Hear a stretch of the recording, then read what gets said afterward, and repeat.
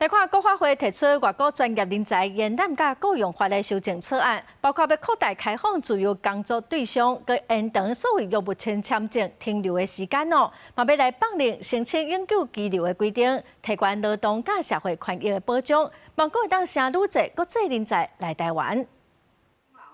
因应小组化批报国内人才缺口，国发会提出外国专业人才延揽甲雇用法修正草案。有委员自草案看起来有春秋，不过有关外籍人士来台湾，安怎打造友善环境，甲提供囡仔读册，也要考虑。是不是我们应该要有一些跨部会的协同？有各项活动，包括医院，我们现在都已经有双语。那我们希望2030年有70% 的地方，像区公所之类的，可以有英文服务。所以我们都有一个计划，在把这个友善环境给打开。那个离开的比例是多高？离开的比例目前呢，大概3900多位是6个月没有再进出了。为了小孩子，他小孩子没有办法读书，那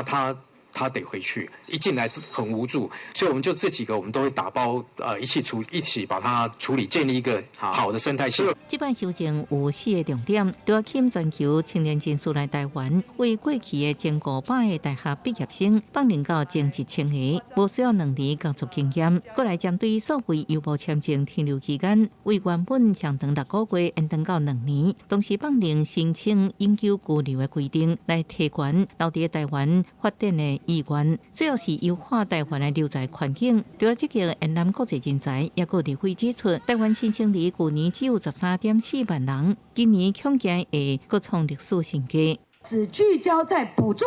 跟这个居住，它是不够的，是不是啊？这个部分是有帮助，但是的确它还有在加强的空间。立委表示，台湾生育率会一直落，主要甲低薪水、关厝价、高教育成本等方向有关系。恐惊毋是干那靠补贴就能解决，呼吁政府跨部会讨论协商，才能解决少子化问题。公视新闻台北报道。